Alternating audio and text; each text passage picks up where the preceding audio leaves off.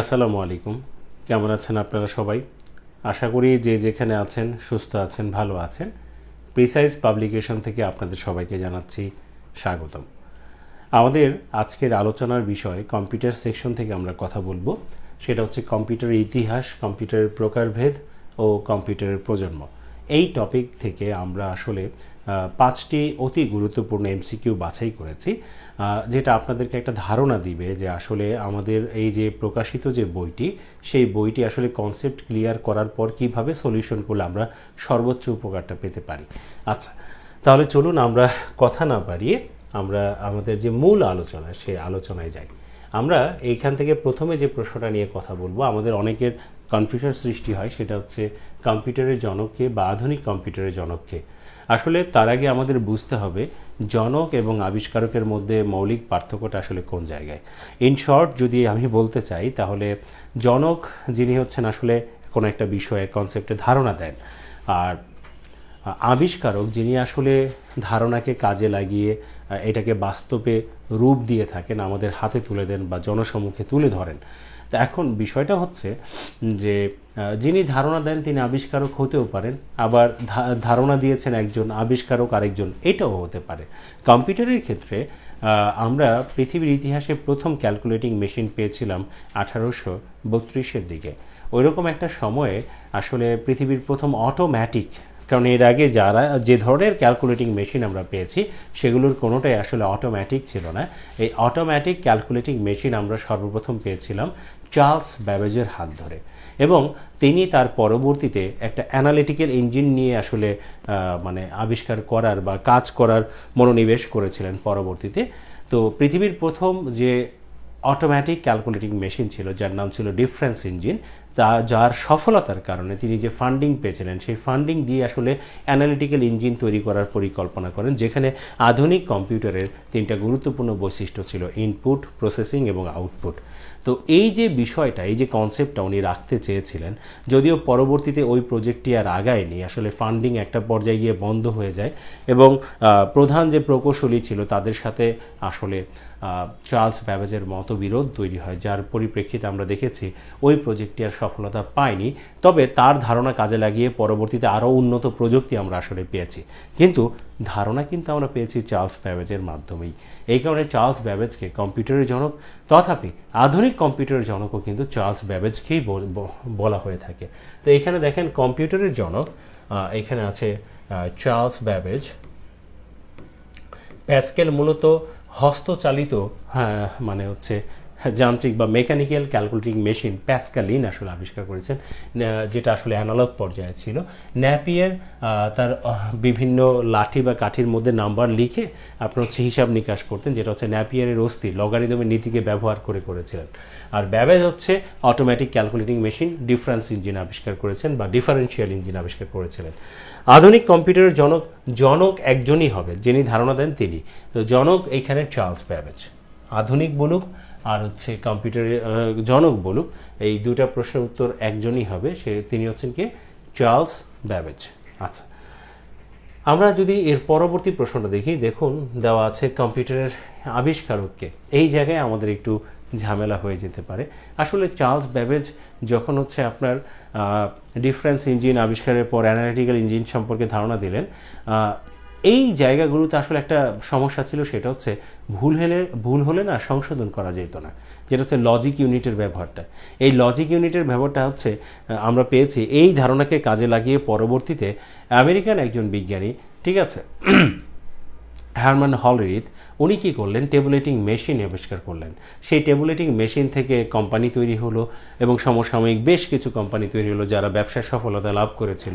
পরবর্তীতে এই এই একটা মেশিনের উপর ভিত্তি করে গড়ে ওঠা কোম্পানিগুলো একত্রিত হয়ে আপনার চালু করলো সিটিআর, এবং যেটা পরবর্তীতে আপনার দেউলিয়া হয়ে যাওয়া হয়, বিক্রি করে দেওয়া হয় তৎকালীন সময়ে আমেরিকার একজন অন্যতম ধনী ব্যক্তি, আর যার কাছে বিক্রি করে দেওয়ার পরে তিনি পরবর্তীতে তার যে কোম্পানি, সেই কোম্পানিতে, কারণ তিনি যেহেতু ব্যবসায়ী মানুষ, একজন মেধাবী মানুষ আসলে প্রয়োজন তার, তৎকালীন সময়ে খুব মেধাবী একজন মানুষ কম্পিউটার সায়েন্সের উপর, যার নাম হচ্ছে হাওয়ার্ড এইচ এইকেন, তাকে নিয়োগ দেন, তাকে নিয়ে যৌথভাবে কাজ করার মনোনিবেশ করেন, এবং পরবর্তীতে আমরা পেলাম মার্ক 1।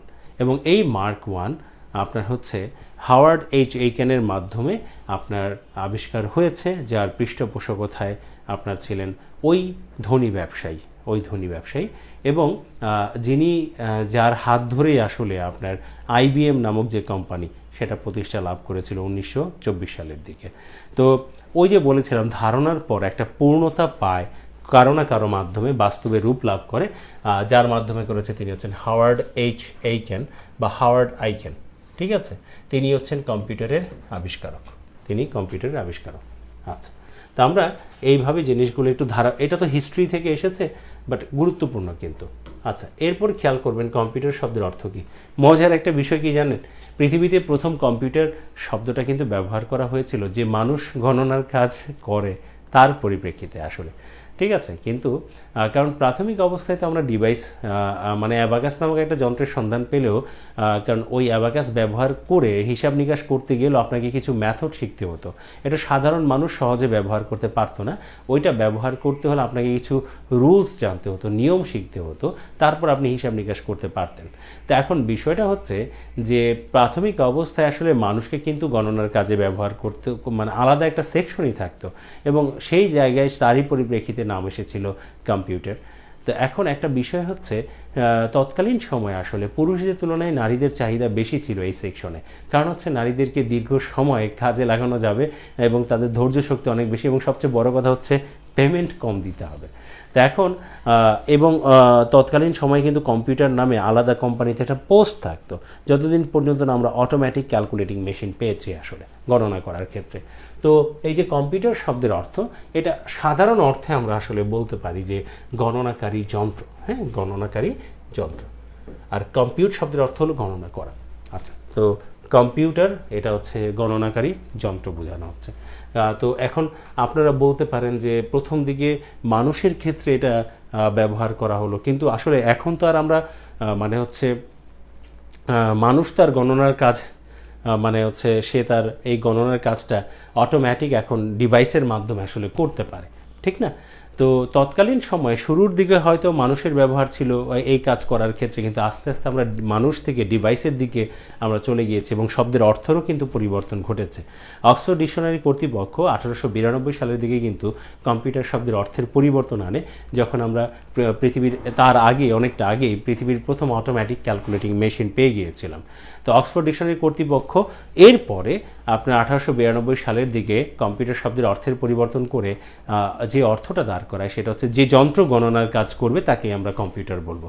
মানুষ থেকে কিন্তু আমরা ডিভাইসের দিকে ঝুঁকে গেলাম।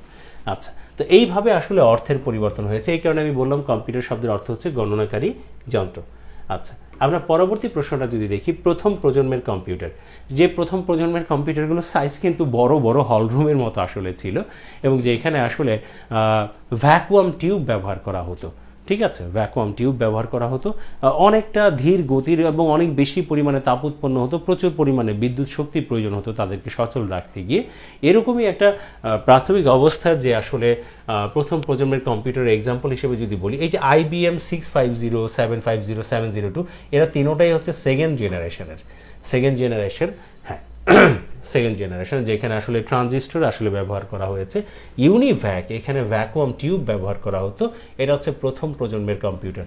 আসলে কম্পিউটারের জেনারেশন আসলে যত প্রযুক্তি উন্নতি হয়েছে, একটার জায়গায় আরেকটা মানে রিপ্লেস হয়েছে, এবং এরই ধারাবাহিকতায় নতুন নতুন যন্ত্রের আবিষ্কারের মাধ্যমে আমরা একটা প্রজন্ম থেকে আরেকটা প্রজন্মে প্রবেশ করেছি। যেমন প্রথম প্রজন্মের কম্পিউটারে ভ্যাকুয়াম টিউব, যে সমস্যাগুলো ছিল সেগুলো সমাধান করতে গিয়ে আমরা উন্নত একটা প্রযুক্তি পেলাম ট্রানজিস্টরের থেকে উন্নত প্রযুক্তি আইসি, এবং পরবর্তীতে আমরা মাইক্রো প্রসেসরের সন্ধান পেলাম, এবং সুপার কম্পিউটার পরবর্তীতে আমরা পেয়েছি। তো এইভাবে না ডিভাইসগুলোর যত উন্নতি হয়েছে, রিপ্লেসমেন্ট হয়েছে, ততই আমরা এক প্রজন্ম থেকে অন্য প্রজন্মে আমরা শিফট করেছি। তো প্রথম প্রজন্মের কম্পিউটার হচ্ছে ইউনিভ্যাক 1। এক্সাম্পলগুলো খুবই গুরুত্বপূর্ণ।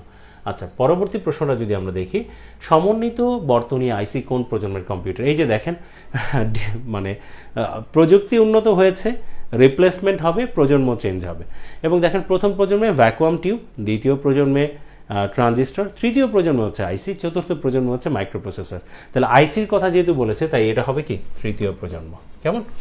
আচ্ছা, পরবর্তী প্রশ্নটা যদি আমরা একটু এখানে মানে করি আর কি, সমন্বিত বর্তনী, তারপর হচ্ছে প্রথম প্রজন্মের কম্পিউটার শব্দের অর্থ, কম্পিউটারের আবিষ্কারক এবং জনক, এই সকল বিষয়গুলো আমাদের এই জায়গাটা থেকে দেখতে হবে।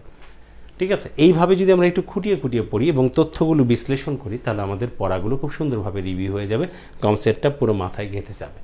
কনসেপ্ট ক্লিয়ার না করে কিন্তু কোশ্চেন সলভ করা ঠিক হবে না। অনেকে জব সলিউশন সলভ করে মনে করে চাকরি পেয়ে যাবে, আসলে এটা কখনোই সম্ভব না। এত তথ্য একসাথে মনে রাখা পসিবল না, যতক্ষণ পর্যন্ত না সবগুলো টপিক আমাদের অন্তত একবার করে ভালোভাবে পড়া হচ্ছে। অন্তত অতি গুরুত্বপূর্ণ টপিকগুলো ভালোভাবে নোট করে পড়তে হবে। আপনাদের যে কোনো পরামর্শের জন্য আমাদেরকে নক করতে পারবেন, আমাদেরকে জানাতে পারবেন, আমরা চেষ্টা করব সেই অনুযায়ী আপনাদেরকে পরামর্শ দেওয়ার জন্য। ভালো থাকবেন সবাই, দেখা হবে, কথা হবে। আসসালামু আলাইকুম।